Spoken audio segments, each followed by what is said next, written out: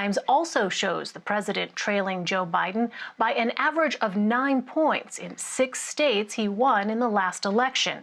It shows Biden leading by double digits in Wisconsin, but also in Michigan and Pennsylvania, 2 other states that were critical components of the president's success in 2016. Biden was in the swing state of Pennsylvania today. He attacked President Trump's repeated attempts to dismantle the Affordable Care Act, also known as Obamacare. The presumptive Democratic presidential nominee also slammed President Trump over his handling of the coronavirus outbreak. They would live their lives caught in a vice between Donald Trump's twin legacies: his failure to protect the American people from the coronavirus and his heartless crusade to take health care protections away from American families.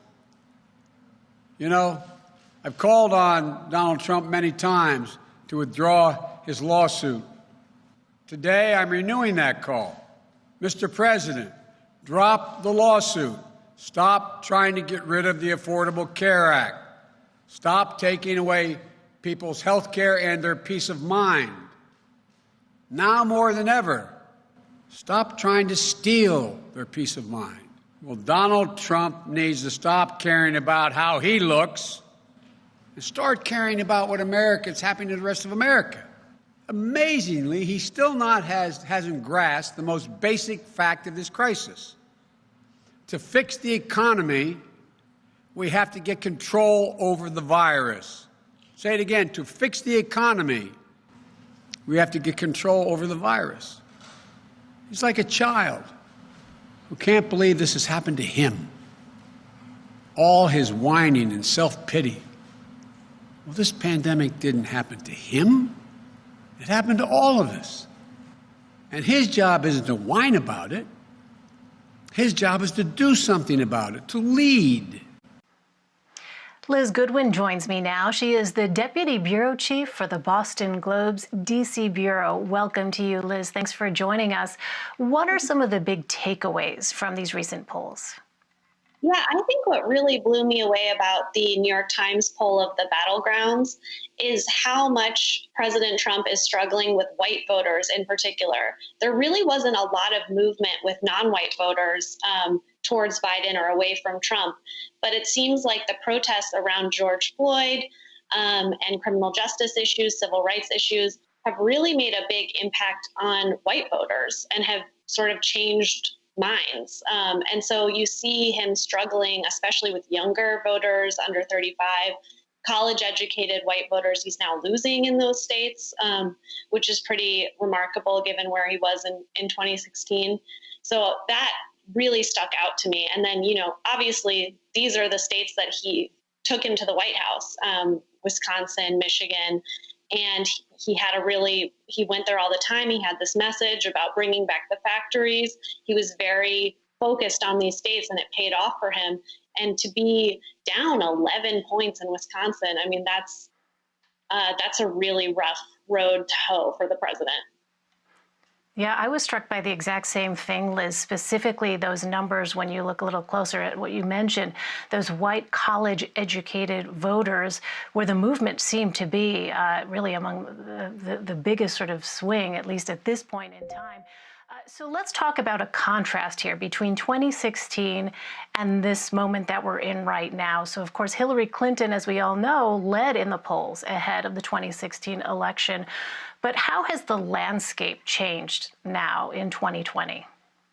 That's a really important point. And when you talk to people who worked on Hillary's campaign, they're always saying, you know, they get nervous when they hear people talk about Trump as if he's, you know, not going to win or as if these numbers are going to stay this way forever, because he has an ability to make big comebacks. During Charlottesville, his approval rating was down to, I think, 37 or maybe even 35 points, which is incredibly low for a president. And he, you know, rebounded back to upper 40s a few months ago. Now it's very low again. But the same thing happened during 2016 after the convention when he was really targeting that Gold Star family. His approval ratings and his head-to-heads with Clinton were at the lowest level of 16, and it really looked like he just couldn't win. And he bounced back. And so that's definitely a possibility today as well. But I think there are some key things that have changed. One is that his opponent, right? Joe Biden has a pretty low profile due to coronavirus. He wasn't doing public events until a few weeks ago. And Hillary Clinton was someone that Trump really enjoyed lampooning. I thought Adam Serwer at The Atlantic made a great point, which is that when you go to rallies now, no one's wearing Biden shirts or Biden, that say "Lack him up" or whatever. They haven't really seemed to find a way to define him, and he doesn't really get Trump supporters like as jazzed as they were about Hillary Clinton. And he seems to really be struggling when it comes to like villainizing him or getting people pumped to vote for him because they hate the other guy. And that's a dynamic that was really strong in 2016. I want to bring in our CBS News political correspondent, Ed O'Keefe. Hi there, Ed. So we mentioned that President Trump was in Wisconsin today. Vice President Mike Pence visited the state on Tuesday. A recent poll there shows Joe Biden widening his lead over the president. What are you hearing, Ed, from the Trump campaign right now? What is their plan to reverse these numbers?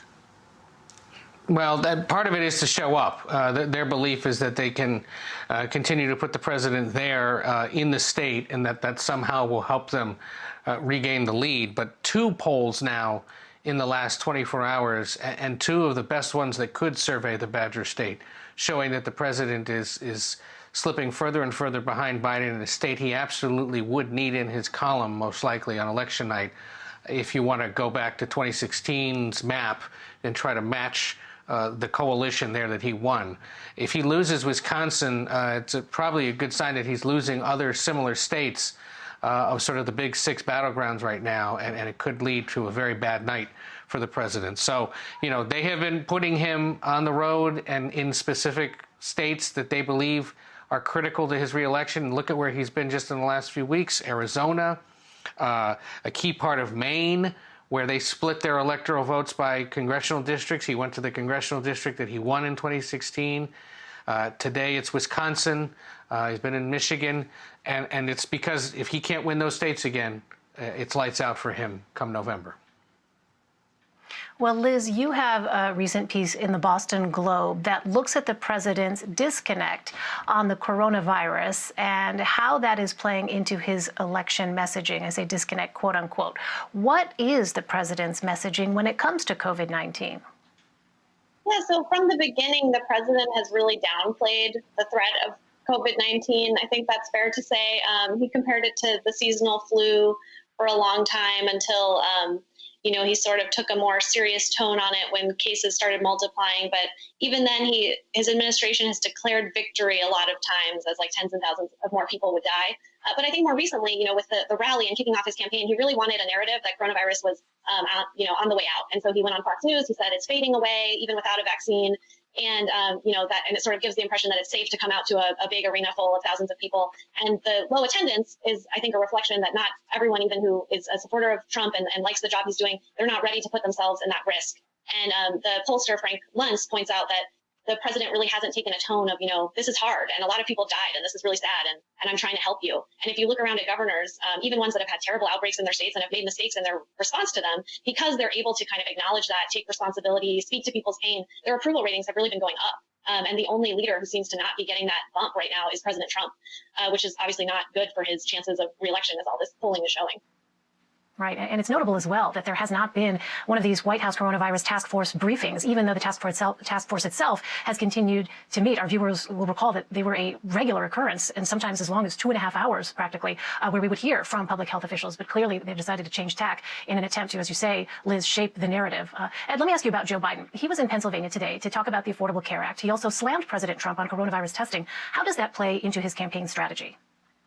Oh, at this point, they're all about pointing out what the president is doing or not doing and what he's saying in regards to the coronavirus. If you talk to Republicans, they'd like the president to sort of get out of his own way and allow the medical professionals and the state governors to take the lead on, addressing the pandemic. Biden, to some extent, is doing that by just sort of appearing, essentially doing one big event a week. And it seems to be in Pennsylvania each time because that's the battleground state closest to his Delaware home, and sort of seizing on some issue and then bringing it all back to the current mess that we're all in regarding the pandemic, criticizing the president and going back to Delaware. Today, as you said, it was focused on the Affordable Care Act in part because the Trump administration administration continues its legal challenge to the law. It continues to try to essentially end it or blow up the current healthcare system. Democrats see that as a prime opportunity to point out to voters that a healthcare system they now, polls show, overwhelmingly support could be at risk if Republicans get their way. But alongside that, he's essentially coupling his concerns with healthcare with the coronavirus, believing that they're sort of one and the same now, because obviously it is a medical issue.